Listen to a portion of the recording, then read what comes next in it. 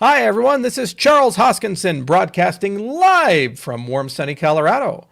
Let's go ahead and bring up the screen share. Okay, let's see if screen share is working. I think it is. And so we'll just maximize the screen. And I can't see myself, but I think you guys can see me. All right, today, Sunday the 22nd. Yay, Sunday the 22nd. You guys can see the screen all right. I am going to be talking about some brainstorming ideas for community-led hubs. All right, so a little bit of history. Back in the day when Cardano was founded, there were three entities. There was IOHK, that's my company. You had this Emergo company, and then we had this always nebulous Cardano Foundation. Now, IOHK, we had kind of a mandate to dev and do science stuff. Emergo was kind of this commercial company, and their job was to basically go and get people adopt protocol, do VC, these types of things. And the foundation was loosely defined as kind of like community and governance. Now, there was this gentleman named Michael Parsons, who was found by IOHK and Emergo jointly. Ken and I found him, and I knew him from back in the day when I was the CEO of Ethereum. And we said, hey, can you set up this CF thing? And he said, sure. And so originally he set it up in the Isle of Man. That seems like a very odd choice. It's an island off the coast of the UK. And basically at the time, in 2015, 2016, there was some new legislation in the Isle of Man that created kind of a cryptocurrency foundation model. And we were like, oh, okay, yeah, this is exciting. But Parsons, he wasn't a very good operator, and he couldn't get a bank account for that entity. And there was a litany of other little issues with the jurisdiction. It was just simply punching above its weight. So Parsons made the decision to establish the Cardano Foundation in Switzerland, the Swiss jurisdiction. Okay. And there was a pool of capital that had been raised for the project, and we got contracted to build Cardano, and Emergo got its share for the commercialization of the VC effort, and a large donation went to that Swiss foundation via a deed to basically get it set up to worry about a lot of the governance, regulatory, and community components. Okay, well, many of you know the story of Michael Parsons. He went a little cray and a little off the reservation, and people kept leaving the council of the Cardano Foundation until a point where he had absolute power. And then bad things happened, and Parsons had to go. So at that point, an interim board was put in, and that interim board basically consisted of Nathan Kaiser, consisted of Manmeet Singh, Domino Berkey. And they all agreed to come in and basically build a independent new board. And later on, Tamara Hassan and Nico Aquiris, oops, let me move this right here, came on board. Okay, so there's 5 right now. All right. Now, the intent of this entire structure was to have an organization that represents the will of the community. There's currently a Telegram group, and that Telegram group has, I think, 700 or 800 people in it, and they're talking about a roadmap, a community-led roadmap for the Cardano Foundation. And here's the problem with the CF as it stands right now. It has a lot of money, and it has a lot of execution capacity, and there are certain things that the CF as a singular entity probably could accommodate and do very well. For example, there's this open question of who controls the blueprints of Cardano. And those blueprints are the formal specs. So basically, those are implementation agnostic. So they're not written in Haskell. They're not written in Prolog or Java or JavaScript. They're actually written in math. And basically, it's like blueprints of a house. It gives you an idea of how somebody can go and build their own client, whether that be a Rust client or a JavaScript client or a Haskell client.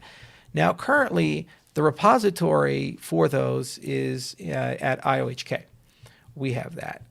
And what we've been trying to do is figure out how to hand this over to basically an independent group. And the first step of the process was the CIP process.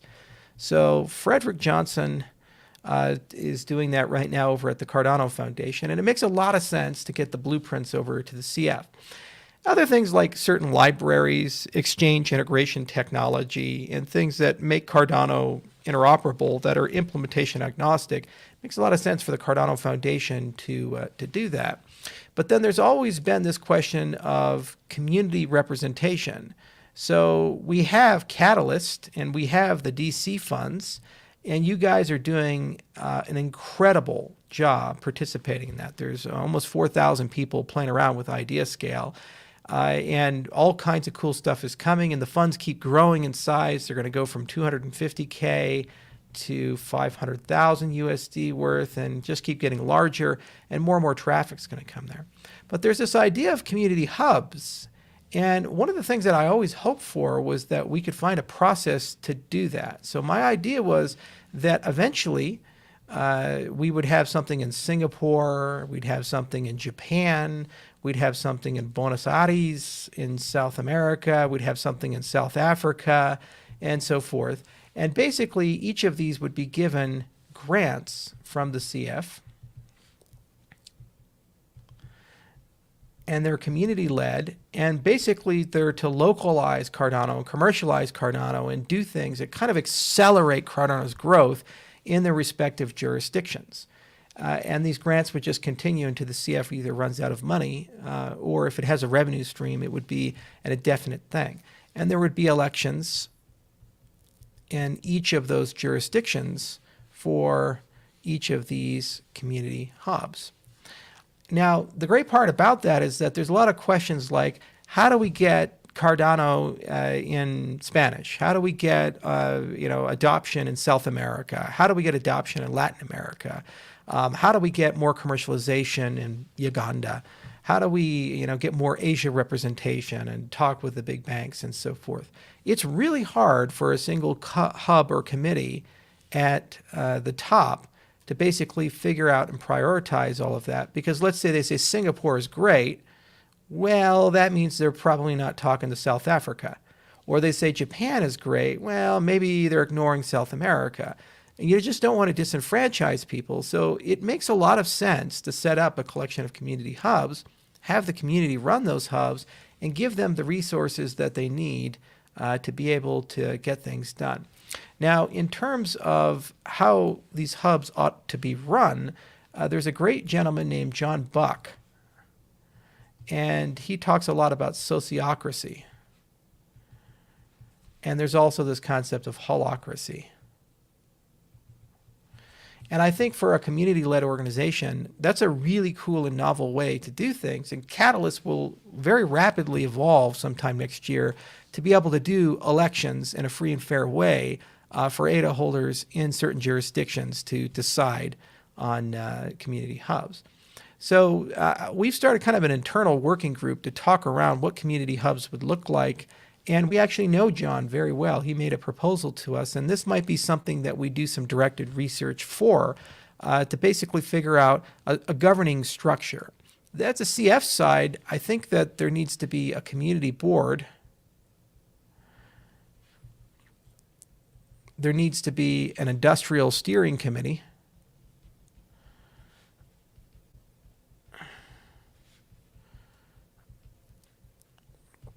And there needs to be people who worry about the Sci and Tech committee.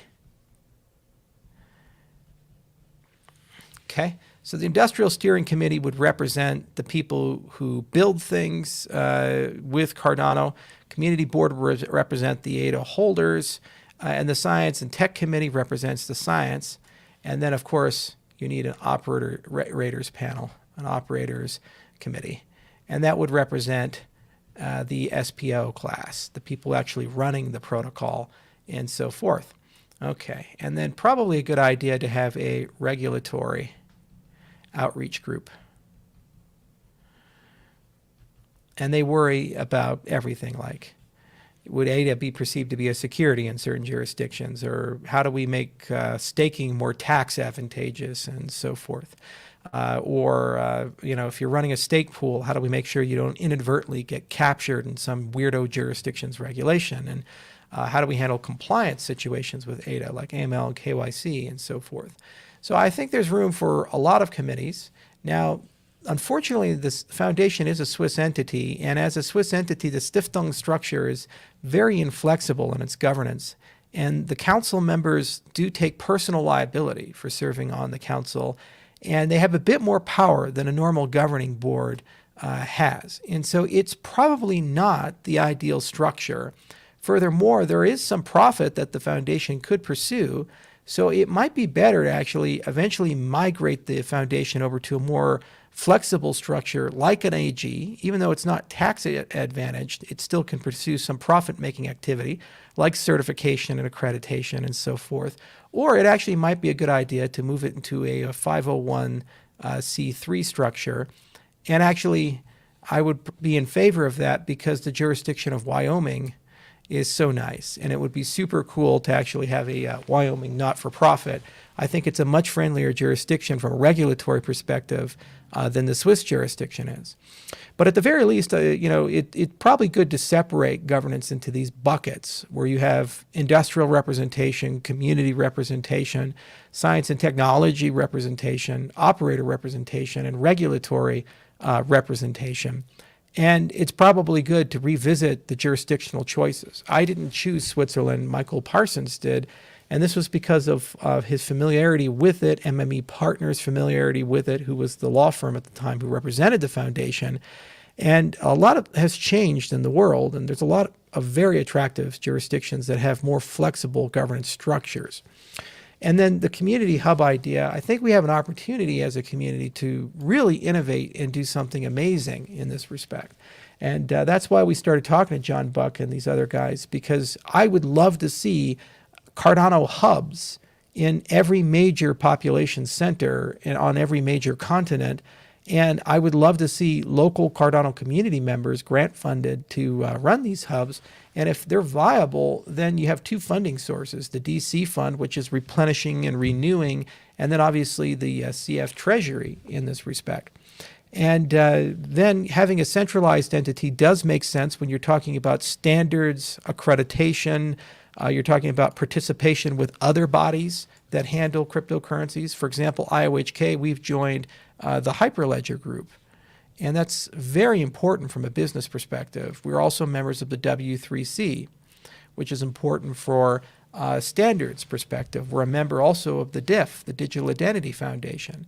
So it is important to have a counterparty that actually can staff people to serve on these committees to influence standards. And I think that there needs to be some form of custodial entity for the blueprints of the system so we can eventually get client diversity. And also a custodian of the improvement and change management process, not to control it, but rather to make sure that it's following the rules and, almost like a constitution in a sense is being enforced. So this is where we started, 3 entities. We kind of did our best. We went from the Isle of Man, and then it kind of worked its way to Switzerland. Emergo and IOHK provided all the initial funding through this pool of capital to do a donation deed to the foundation. Foundation's gone through a lot. I like the CEO of the foundation a lot, Fred. I think he's a really bright guy. And what's exciting is his background at PwC is all about checks and balances and governance and ethics and so forth. And I think under his leadership, we can probably, as a community, figure out how to get to something like this. And I think that he also has the ability to build a great and independent board. It is my hope that we can get to that independent board as quickly as we can, and we'll see what happens with that. But the community often asks me about what I think about the foundation and what should they be doing, and how do they participate and do things. And I think that the answer is nuanced and complicated, as you guys can see here. And there's a lot of moving pieces, but ultimately this is probably the best way to go. It also would then make it very easy for my organization and Emergo and other organizations to participate in the foundation. As we build things on Cardano, we'd obviously sit on the industrial steering committee, and that'd probably be my commercial people like Jerry and so forth. my chief scientist and CTO, they would obviously be hanging around here on the Science Tech Committee. My general counsel would probably be doing stuff with the regulatory group. We have a lot of community managers. They'd probably be working with the community board. And obviously, we run stake pools too. So maybe Sam would be at the operating group. And that's just a way that we could participate. And if such buckets existed, they'd be very friction-free and natural in that respect. In terms of the community hubs, that is probably the best way to localize Cardano to each jurisdiction's concerns and get people to adopt things rapidly. There's actually been some good work in the EOS community to attempt to do this, and there's been some good work I've seen throughout the years with Dash and NIM and other cryptocurrencies where they created local franchises. And I think the most important thing is how do you get good governance and decision making, and how do you do these things at a low operating cost and be able to keep a light footprint, but still be able to get a lot of bang for your buck. And then also, because these things are kind of condoned franchises in the ecosystem, we can coordinate with them on a media capacity and a surrogacy capacity, and they could be a message amplifier and make sure that everything is translated into local languages and so forth. And there's a lot of economic opportunity that can come from these centers. So just some quick thoughts about it. And I'll become more vocal about this as we enter into 2021. As many of you are aware, the original contract, the original scope of Cardano was guesstimated to be 5 years. So we thought about 5 years of deep R&D and implementation work would get us where we needed to go. So that was from 2015 to 2020. All things considered, 91 papers later, 1 million plus lines of code, enormous amounts of progress. Shelley's almost done, and we're turning on Goguen hard fork event by hard fork combinator event. We're making rapid progress, but it's going to take some part of 2021 to be able to complete the original scope of work intended for Cardano. Now, there's been many questions about Cardano 2025. So where do we go for the next 5 years? Well, we kind of have to have the infrastructure in the right setting so that the community can decide to go along with a plan or not. Also, I'd like to go from 3 to many entities to improve the resilience of the project as a whole. And I'd like to make sure that there's accommodation for funding for these types of things and that the CF has this type of structure in line before it can get additional funding, because frankly, it needs to represent the will of the community. It was intended to do that. And if the existing structure can't, it needs to be changed to do that. So we actually hired a dedicated guy. We have more than one. And Mr. J, he's working on that. And we'll be making a big proposal sometime next year after we've concluded Goguen and Shelley and these other concerns. Basically that proposal is going to include a vision for where we think we can take Cardano with the next 5 years of deep R&D. It's going to contain a commercial strategy, and it's going to contain an alliance, a federation of actors who are actually going to get that done, alongside a governance structure of how are they going to work together and increase transparency and accountability and so forth. We have learned an enormous amount of stuff over the last 5 years, and there's been an enormous amount of frustration over the last 5 years. That's why I am fat. That's why I have white hair, all these other things. There are a lot of things I'd do very differently if I had a chance to do things again. And I think for the sake of the ecosystem, it's important that they all get written down. We work with some great outside parties, and we know them, the usual suspects, and we put it into a framework for how to propose. So when people say, what happens after the IOHK contract expires? Well, then we go with many people, and we say, this is where we'd like to take the entire ecosystem, and then you, the user, will go ahead and vote on that and make a decision of whether you think that's a viable strategy and a path forward or not. And even if it isn't, well, then it still at least opens the conversation about where do we go and what do we do. And then obviously there's a negotiation, and the community may decide to go in a different direction.